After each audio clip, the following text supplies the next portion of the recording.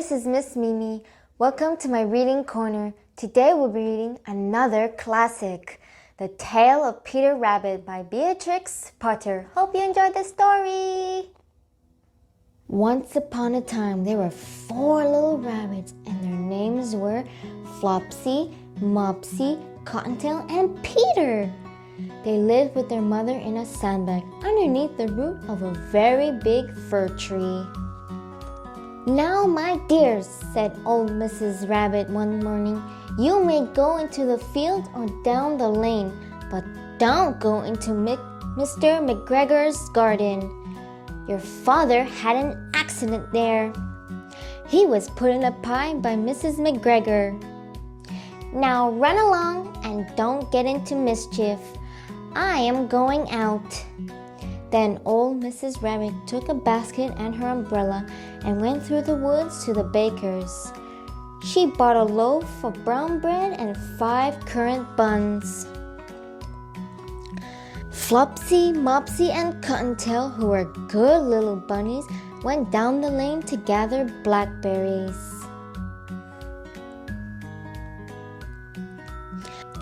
But Peter, who was very naughty, ran straight away to Mr. McGregor's garden and squeezed under the gate. First, he ate some lettuce and some French beans, and then he ate some radishes, and then, feeling rather sick, he went to look for some parsley. But around the end of a cucumber frame, whom should he meet but Mr. McGregor? Mr. McGregor was on his hands and knees planting young cabbages. But he jumped up and ran after Peter, waving a rake and calling out, "Stop, thief!" Peter was dreadfully frightened. He rushed all over the garden, for he had forgotten the way back to the gate. He lost one of his shoes among the cabbages and the other shoe among the potatoes. After losing them, he ran on 4 legs and went faster so that he might have gotten away if he had not unfortunately run into a gooseberry net and got caught by the large buttons on his jacket. It was a blue jacket with brass buttons, quite new. Peter gave himself up for lost and shed big tears. But his sobs were overheard by some friendly sparrows, who flew to him in a great excitement and begged him to try and free himself. Mr. McGregor found a sieve which he intended to put on top of Peter, but Peter wiggled out just in time, leaving his jacket behind him. Peter rushed into the tool shed and jumped into a watering can. It would have been a beautiful thing to hide in if it had not had so much water in it. Mr. McGregor was quite sure that Peter was somewhere in the tool shed, perhaps hidden underneath a flower pot. He began to turn them over carefully, looking under each. Suddenly, Peter sneezed. "Ka-choo!" Mr. McGregor was after him in no time. He tried to catch Peter, who jumped out a window, upsetting 3 plants. The window was too small for Mr. McGregor, and he was tired of running after Peter. He went back to his work. Peter sat down to rest. He was out of breath and trembling with fright, and he had no idea which way to go. Also, he was very damp from sitting in that can. After a time, he began to wander about, going lippity, lippity, not very fast, and looking all around. He found a door in a wall, but it was locked, and there was no room for a fat little rabbit to squeeze underneath. An old mouse was running in and out over the stone doorstep, carrying peas and beans to her family in the woods. Peter asked her the way to the gate, but she had such large pea in her mouth that she could not answer. She only shook her head at him. Peter began to cry.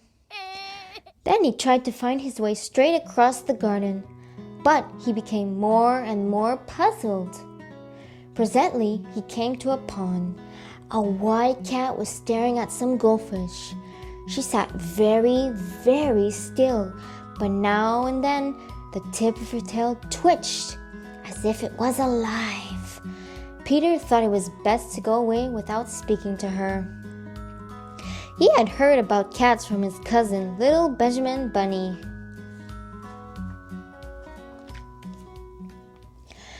He went back towards the tool shed, but suddenly, quite close to him, he heard the noise of a hoe. Scratch, scratch.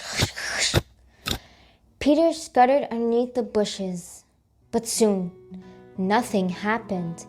He came out and climbed up top of a wheelbarrow and peered over. The first thing he saw was Mr. McGregor hoeing onions.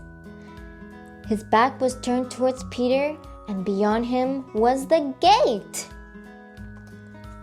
Peter got down very quietly off the wheelbarrow and started running as fast as he can go along a straight walk behind some blackberry bushes. Mr. McGregor caught sight of him at the corner, but Peter did not care. He slipped underneath the gate and was safe at last in the woods outside the garden. Mr. McGregor hung up the little jacket and the shoes as a scarecrow to frighten the blackbirds.